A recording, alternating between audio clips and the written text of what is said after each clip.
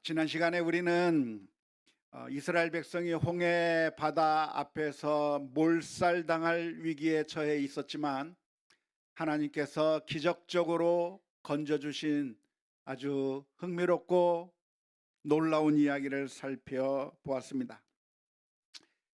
죽을 수밖에 없었던 그런 상황 가운데서 하나님께서 홍해 바다를 가르시고 마른 땅으로 지나가게 하시며 또한 추격해오던 애굽 군대를 수장시켜 버리는 그런 어마어마한 일을 경험하면서 그 힘들고 고통스러운 순간을 모면했는데, 이제는 더 이상 어려움이 없으면 얼마나 좋겠습니까? 이제는 더 이상 힘들고 고통스러운 일이 없으면 얼마나 좋겠습니까?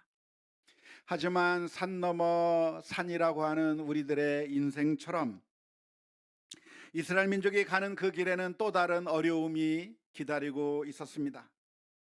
오늘 우리가 살펴보게 되는 이 이야기는 광야의 길을 가는 동안에 이스라엘 민족에게 먹을 양식이 떨어져 버린 그 상황을 기록하고 있습니다. 이스라엘 민족이 모두 몇 명이었죠? 60만 명이라고 하는 어마어마한 숫자인데요, 이 60만이라고 하는 사람의 숫자는 남자 어른들만 카운트한 것이기 때문에 12살 이하의 어린아이들이나 그리고 여성의 숫자까지 포함한다면 대략 한 200만 명의 인구가 되었을 거라고 생각이 듭니다. 200만 명이면 어느 정도의 숫자죠? 잘 모르겠죠. 전라북도의 인구가 몇 명인가 살펴보았더니 173만 명이라고요. 그러니까 전라북도 인구보다도 비슷하거나 아니면 좀 더 많은 인구가 한꺼번에 몰려 나와서 광야의 길을 걸어가는 동안에 이 양식을 구한다고 하는 것이 얼마나 어려운 일이었겠는가. 그들이 애굽에서 가져온 양식을 먹는 것은 그저 7일 정도의 짧은 길로 가게 되었다고 한다면 아무 문제 없이 가나안 땅에 도착했을 것이지만, 그러나 빙 돌아가는 길, 광야 길로 가게 되는 그 이스라엘 민족은 애굽에서 가져온 그 양식이 다 떨어져 버려서 이제 아무것도 먹을 것이 남아있지 아니한 그런 상황 가운데 내몰리게 된 것입니다. 이렇게 먹을 것이 다 떨어지게 되었을 때 이스라엘 민족은 어떤 반응을 보였을까요? 오늘 읽지는 않았지만 출애굽기 16장 3절 말씀에 보면 이런 말씀이 기록되어 있습니다. 이스라엘 자손이 그들에게 이르되 우리가 애굽 땅에서 고기 가마 곁에 앉아 있던 때와 떡을 배불리 먹던 때에 여호와의 손에 죽었더라면 좋았을 것을, 너희가 이 광야로 우리를 인도해 내어 이 온 회중이 줄여 죽게 하는도다. 이스라엘 민족은 지금 이런 상황 가운데서 자신들을 인도해 냈던 지도자 모세를 향해서, 아론을 향해서 원망하기 시작한 것이죠. 그런데 이 이스라엘 민족이 어떤 사람들입니까? 불과 얼마 전에 홍해 바다를 가르고 그 땅을 마른 땅으로 건너가는 기적을 경험했던 사람들이에요. 하나님께서 능력으로 그들을 구원해 주신 그 사건을 생생하게 경험했던 이스라엘 민족이 어느 순간에 그 하나님의 은혜와 능력은 다 망각해 버리고, 그리고 이 모세와 아론을 향해서 원망하고 비난하고 있다고 하는 사실이 정말 놀라운 것이죠.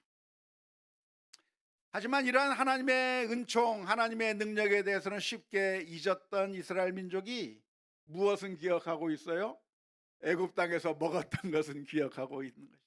선별적으로 기억하는 것. 옛날에 있었던 그런 기억들에 대해서 선별적으로 기억하면서, 아니 하나님께서 자신들을 홍해 바다에서 건져내 주신 그 엄청난 놀라운 기억들에 대해서는 다 망각해버리고, 아니 10가지 재앙을 통해서 구원해내셨던 그 이야기도 다 잊어버리고 그냥 이 순간에 먹을 것이 없다고 원망하고 있는 모습이 이스라엘 민족인데 왜 이러는 것일까요? 그런데 바로 이게 우리들의 모습이 아닐 수가 없습니다. 우리들은 너무나도 연약해서 좋았던 기억들, 은혜와 사랑에 대한 기억들은 너무나도 쉽게 잊어버리는 경향이 있습니다.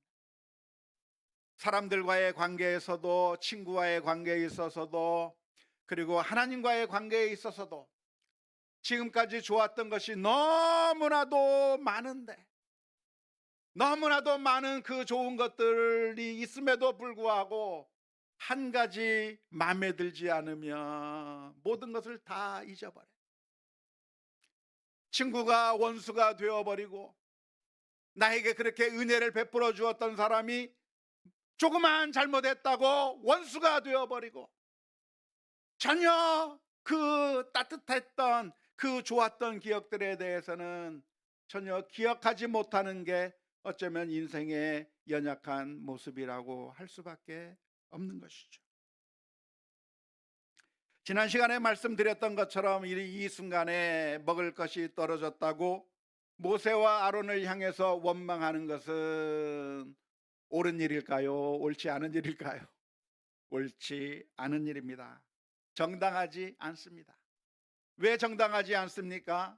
애굽 땅에서 이스라엘 민족이 잘 살았던 것이 아니라, 이스라엘 민족은 그 애굽 땅에서 고통을 당해서 하나님께 울부짖으면서 정말 살려달라고 울부짖었던 사람들이 바로 이스라엘 민족이었고, 그 이스라엘 민족을 불쌍히 여기셔서 하나님께서 이끌어내어 주셨는데, 그 과거가 더 좋았다고 말하는 이 말이 옳지 않은 것이고 정당하지 않은 것이죠.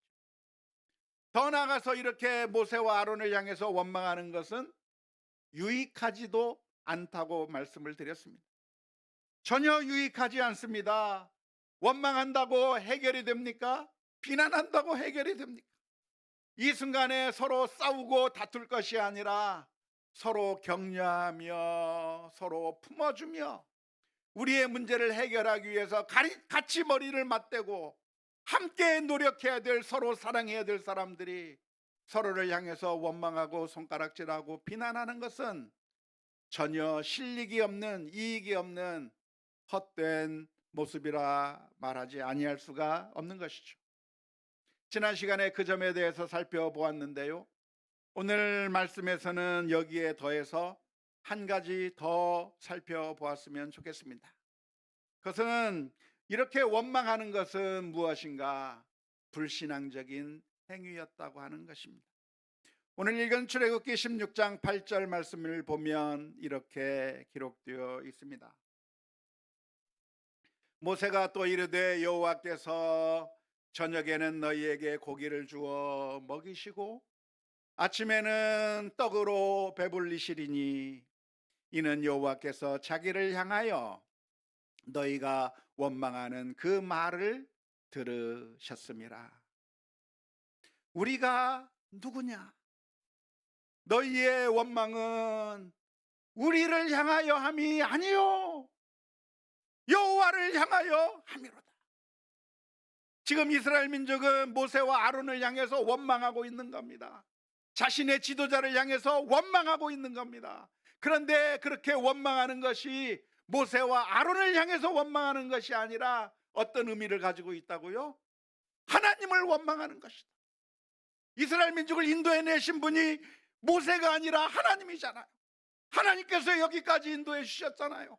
그런데 그렇게 모세와 아론을 향해서 원망하는 것은 사실은 하나님을 향해서 원망하는 것이고, 그것은 불신앙적인 행위라고 이야기하고 있는 것이죠. 바로 이런 순간에 우리는 어떤 모습을 보이는 것이 옳겠습니까? 어떻게 반응하는 것이 바른 반응이라고 말할 수 있을까요? 어떻게 해야 되겠습니까? 먹을 것이 다 떨어졌을 때, 우리들의 눈앞에 정말 커다란 장벽이 버티고 있을 때, 우리들의 앞에 아무런 소망도 보이지 않을 때 우리가 가져야 될 마음의 태도가 있다고 한다면 무엇일까요? 성경에서 정답을 찾아낸다면 항상 기뻐하라, 주지 말고 기도하라, 범사에 감사하라. 이게 하나님의 뜻이에요. 원망하는 게 하나님의 뜻이 아니고, 불평하는 게 하나님께서 원하시는 게 아니고, 어떤 상황에서든지 어떠한 어려움을 만난다고 할든지 그것 때문에 좌절할 것이 아니라 항상 기뻐하고 쉬지 말고 기도하고 모든 일에 감사하는 것, 이것이 예수 그리스도 안에서 우리 모두를 향한 하나님께서 원하시는 모습이라고 하는 사실을 기억할 수 있기를 주님의 이름으로 축원합니다. 우리는 언제 기뻐해야 합니까? 우리는 언제 감사해야 됩니까? 좋은 일이 있을 때만이 아니에요. 좋은 일이 있을 때는 물론 기뻐하고 감사하는 것 당연하겠지만, 앞이 꽉 막혀도, 수렁 속에 빠져도 원망하고 불평하는 게 정당한 게 아니라, 당연한 게 아니라, 그 순간에도 하나님을 생각하며 기뻐하고 감사하는 것, 그게 우리 성도들이 가져야 될 마음의 태도라고 하는 사실을 기억할 수 있기를 주님의 이름으로 축원합니다. 쉬운 일이 아니죠. 아마 성도님들이 저한테 그럴 거예요. 목사님도 그렇게 합니까? 저도 못해요. 저도 당장 어려운 일이 생기면 마음이 무너지고, 힘든 일이 생기면 저도 불안하고, 감사가 나오기보다는 불평이 먼저 나오고, 그게 우리들의 모습이기 때문에 오늘 우리 모두에게 예수님이 필요한 거예요. 예수님께서 오셔서 우리를 위하여 피 흘려 주시고 우리의 연약함을 다 감싸 주시고 회복시켜 주시는 그 주님 앞에 나아가서, 주님, 우리들의 믿음 없는 것을 도와주옵소서. 주님, 우리들의 부족한 것을 감싸 주옵소서. 넘어졌어도 우리들의 마음 가운데 절망적인 생각이 떠오를지라도 주님께서 다시 저희들에게 힘을 주셔서 다시 일어나고 기뻐하고 다시 감사할 수 있는 믿음의 능력을 허락해 주옵소서. 하나님 앞에 기도하며 나아가는 우리 모두가 되어야 될 줄로 믿습니다. 히브리서 4장 16절의 말씀에, 그러므로 우리는 긍휼하심을 받고 때를 따라 돕는 은혜를 얻기 위하여 은혜의 보좌 앞으로 담대히 나아갈 것이니라. 우리 주님은 어떤 분이십니까? 우리가 너무 힘들어서 주님 앞에 나오면 외면해버리고 쫓아버리시는 주님이 아니라, 우리의 연약함을 아시는 주님께서 등 두드려 주시고 다시 일어설 수 있도록 도와주시는 하나님이라고 하는 사실을 기억하면서 오늘 또 주님의 도우심을 간구하는 우리 모두가 다 될 수 있기를 주님의 이름으로 축원합니다. 안타깝게도 이스라엘 민족은 그런 모습을 보이지는 못했습니다. 그들은 먼저 불평하기에 바빴고 지도자를 향해서 원망하기만 한 거죠. 이렇게 믿음이 없는 이스라엘 민족을 향해서 합당한 대우가 있다고 한다면 무엇일까요? 믿음이 없고 원망하고 불평만 하는 이런 이스라엘 민족이라고 한다면 어떻게 하는 것이 당연한 대우일까요? 책망해야 되겠죠? 혼내주셔야 되겠죠? 제 마음도 그래요. 누군가 땡깡 쓰고 어거지 쓰고 불평하면 주고 싶다가도 안 주고 싶은 마음에 우리들의 마음일 거예요. 그런데 오늘 말씀을 보면 아주 놀라운 이야기가 기록되어 있습니다. 하나님께서 그 원망하고 있는 이스라엘 민족을 향해서 놀랍게도 내가 너희에게 하늘에서 양식을 주시겠다고 말씀하신 거예요. 내가 너희에게 양식을 주겠다. 저녁에는 고기로, 아침에는 빵으로 주겠다고 말씀하셔요. 왜 하나님께서 책망하지 아니하시고 이렇게 응답하시는 이유가 무엇일까요?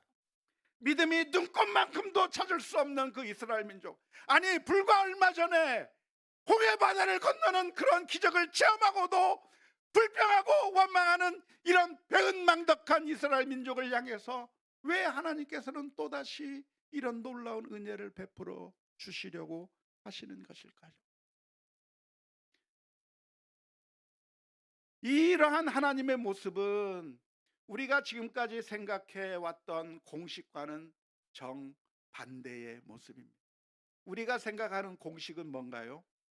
우리가 믿음으로 나아갈 때 하나님께서 은혜 베풀어 주시고, 우리가 헌신의 자리로 나갈 때 하나님께서 사랑을 베풀어 주시고, 정말 믿음의 반응을 보여주는 사람들에게, 하나님의 은혜를 사모하고 하나님께 믿음으로 나아가는 자들에게 은혜를 베풀어 주신다고 하는 게 우리들의 공식이에요.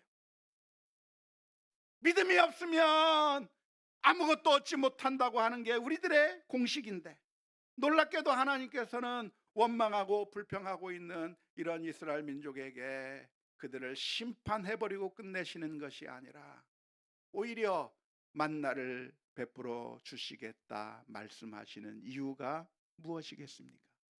그것은 바로 하나님은 염라대왕이 아니기 때문입니다. 우리가 잘못하면 책망해버리고 끝내버리고, 우리가 잘하면 칭찬해버리고 끝내버리는 부정한 염라대왕과 같은 하나님이 아니라, 하나님은 어떤 하나님이십니까? 우리의 엄마 같은 하나님, 우리의 아빠 같은 하나님.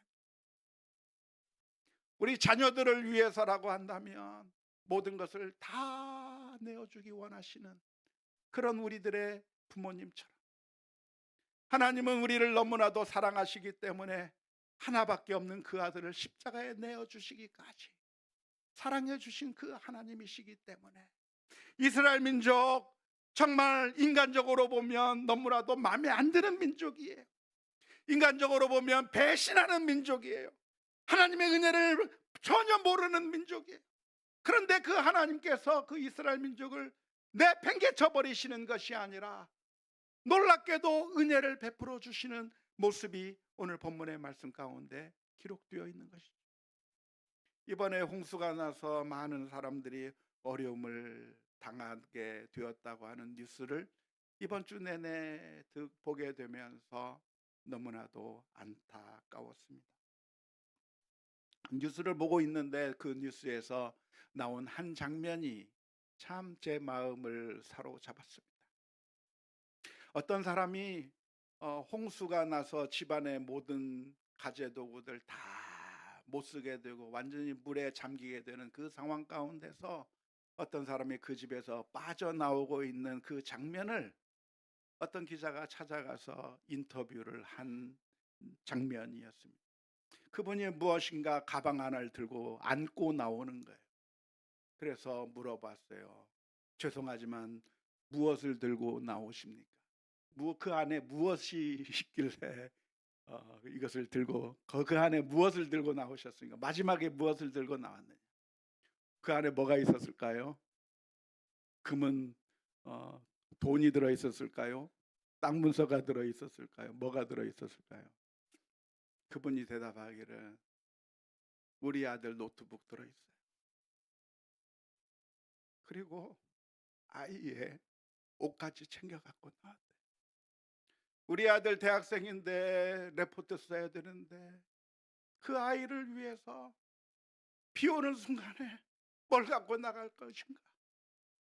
다른 게 아니라 아들을 위해서 모든 걸 다 그것만 갖고 나온 거예요. 그게 바로 우리 부모님들의 사랑인 것이고, 하나님은 어떤 하나님이신가? 우리를 사랑하시는 하나님이시기 때문에 우리에게 가장 좋은 것을 주시기 원하시는 하나님이라고 하는 사실을 오늘 우리가 다시 한번 발견해야 될 줄로 믿습니다. 그런데 주님께서 만나를 주시면서 그 만나를 주시는 방법이 약간은 특이했습니다. 한꺼번에 하나님께서 많은 것을 주신 것이 아니라 조금씩 매일매일 먹을 양식만을 주시겠다고 하신 것이죠. 출애굽기 16장 4절에서부터 5절 말씀에 이렇게 기록하고 있습니다. 그때 여호와께서 모세에게 이르시되 보라, 내가 너희를 위하여 하늘에서 양식을 비같이 내리리니 백성이 나가서 일용할 것을 날마다 거둘 것이라. 이같이 하여 그들이 내 율법을 준행하나 아니하나 내가 시험하리라. 여섯째 날에는 그들이 그 거둔 것을 준비할지니 날마다 거두던 것에 갑절이 되리라. 하나님께서 그 양식을 내려주시는데 매일매일 먹을 양식만 내려주신다는 겁니다. 그래서 한 사람이 오늘 것만 받아 가지고 가야지 다음 날을 위해서, 그 다음 날을 위해서 많이 남겨놓지 말고 그날 것만 가져가라고 말씀하셨습니다. 그런데 사람의 욕심이라는 게 그런 게 아니잖아요. 오늘 먹을 것이 있어도 내일 것, 모레 것까지 미리미리 쟁여두고 싶은 게 사람들의 마음이잖아요. 내일 무슨 일이 발생할지 모르고, 내일은 하나님께서 안 주실지도 모르고, 내일은 아무런 것도 없을 수 있으니까 지금 모아두어야 되겠다고 하는 게 사람들의 마음일 겁니다. 그래서 어떤 사람들이 그 양식을 좀 며칠 분을 거두어 놓았지만 그 다음 날이 지나니까 다 썩어버리고 다 냄새 나버리고 벌레 먹어버리고 더 먹을 수 없게 만들면서 하루치만 먹어라, 하루치만 가져가라고 말씀해 주셨어요. 그런데 놀라운 것은 안식일에는 일을 하지 않아야 되니까 안식일 전날 이틀분을 챙기라고 말씀하셨고, 이틀분을 챙겼는데도 그 다음 날에는 그 만나가 썩지 않는 그런 놀라운 기적들을 보여주셨습니다. 하나님께서 이렇게 좀 까다로운 방법으로 주신 이유가 무엇이겠습니까? 하나님이 한꺼번에 많은 걸 줄 수 있는 능력이 없기 때문일까요? 그건 아니에요.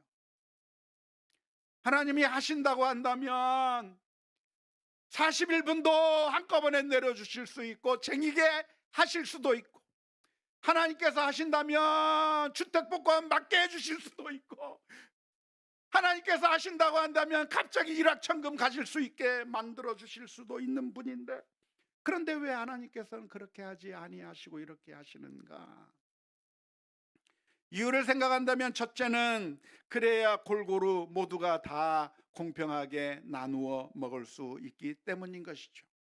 출애굽기 16장 18절 말씀에 이렇게 기록합니다. 오멜로 되어 본즉 많이 거둔 자도 남음이 없고 적게 거둔 자도 부족함이 없이 각 사람은 먹을 만큼만 거두었더라. 부족한 사람도 없고 남는 사람도 없고 모두가 다 공평하게 먹을 수 있게 하기 위해서 그날만 가져갈 수 있도록 하루치만 주신 것이죠. 우리의 욕심이라고 하는 것은 무엇입니까? 200만 명의 사람들이라고 한다면 200만 명의 분을 주면 200만 명이 못 먹어요. 왜요? 서로가 많이 가져가요. 400만 명분을 주면 200만 명이 먹을 수 있나요? 아니요, 모질라요.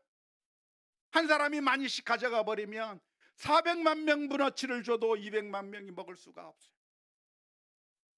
그게 원리인 것이죠. 콩 한 조각도 나누어 먹으면 모든 사람들이 함께 배부르지만 큰 욕심을 부리기 시작하면 아무리 많은 것이 있어도 배고픈 사람이 있을 수밖에 없고 가지지 못한 사람이 있을 수밖에 없기 때문에 하나님께서 원하시는 것은 무엇이냐면 모두가 다 함께 서로 사랑하며 서로 돌보며 함께 잘 살 수 있게 만들기 위해서 이런 방법으로 주신 것이고요.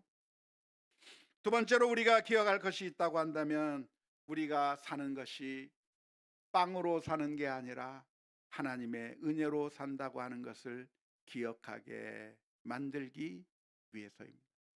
신명기 8장 3절의 말씀에 이렇게 기록합니다. 너를 낮추시며 너를 줄이게 하시며 또 너도 알지 못하며 내 조상들도 알지 못하던 만나를 내게 먹이신 것은 사람이 무엇으로만 사는 것이 아니요 떡으로만 사는 게 아니요 빵으로 사는 게 아니요 돈으로 사는 게 아니요 여호와의 입에서 나오는 모든 말씀으로 사는 줄을 내가 알게 하려 하심이니라. 안타깝게도 우리는 늘 착각을 합니다. 우리가 사는 것은 무엇 때문에 사는가? 우리가 사는 이유가 뭐예요? 원인이 뭐예요? 하나님 때문에 사는 건데, 공급하시는 하나님 때문에 사는 것인데, 우리는 생각하기를 하나님 때문이 아니라 빵 때문에 내가 산다고 착각하기가 쉽습니다. 하나님이 준 그 선물 때문에 우리가 산다고, 선물이 중요하다고 생각하기 시작하는 것이죠. 그래서 빵이 우리들의 우상이 되어버리면 하나님을 우리가 섬겨야 되는데, 하나님이 아니라 빵을 우상으로 섬기게 되면 어떤 일이 벌어집니까? 결국 모든 사람들이 나누어 먹지 못하게 되는 것이고, 하나님의 뜻에 따라 살기보다는 서로가 경쟁하며 시기하고 질투하며 그렇게 서로가 하나 되지 못하고 죽어갈 수밖에 없는 것이고, 빵이 우상이 되면 어떻게 됩니까? 빵이 눈앞에서 사라질 때 절망하게 되는 것이죠. 우리는 분명히 기억해야 됩니다. 이 세상의 모든 것들은 다 썩어질 것이고 다 없어질 것이고 우리의 영원한 구원이 될 수 없다는 거예요. 빵이 우상이 되면 우리가 행복해지는 것이 아니라 빵이 없어지는 그것을 보면서 절망할 수밖에 없는 것이죠. 어떻게 우리가 감사하냐고요? 하나님이 계시니까요. 빵은 없어져도 하나님이 계시니까. 어떻게 우리가 기뻐하냐고요? 우리를 사랑하는 하나님이 계시니까. 하나님을 하나님으로 섬겨야 우리가 절망하지 않고 힘과 용기를 얻는 거예요. 빵을 우상으로 섬기면 그 빵 하나에 우리의 믿음이 흔들리는 것이고 결국 망하게 되는 것이죠. 주님께서 돈과 하나님을 겸하여 섬길 수 없다고 말씀하신 것은 우리가 가지고 있는 모든 돈을 다 갖다 내버리라고 하는 그런 의미가 아니라 돈을 우리의 우상으로 우리의 하나님으로 섬기지 말라고 하는 의미입니다. 그래서 우리의 기도는 어떤 기도가 되어야 됩니까? 잠언서 30장 7절에서 9절에 기록된 것과 같은 아굴의 기도가 우리의 기도가 되어야 되는 것이죠. 아굴은 이렇게 기도했습니다. 내가 두 가지 일을 주께 구하였사오니 내가 죽기 전에 내게 거절하지 마시옵소서. 곧 헛된 것과 거짓말을 내게서 멀리 하옵시며 나를 가난하게도 마옵시고 부하게도 마옵시고 오직 필요한 양식으로 나를 먹이시옵소서. 혹 내가 배불러서 하나님을 모른다 여호와가 누구냐 할까 하오며 혹 내가 가난하여 도둑질하고 내 하나님의 이름을 욕되게 할까 두려워함이니이다. 사랑하는 성도 여러분, 빵이 우리를 살리는 게 아닙니다. 빵이 없어진다고 해서 절망할 게 아닙니다. 우리를 사랑하시는 하나님이 계십니다. 우리를 너무나도 사랑하셔서 하나밖에 없는 아들을 내어주신 그 하나님이 우리 옆에 계십니다. 그래서 항상 기뻐하고 항상 감사하고 그 하나님 앞에 나아가는 우리 모두가 다 되어야 될 줄로 믿습니다.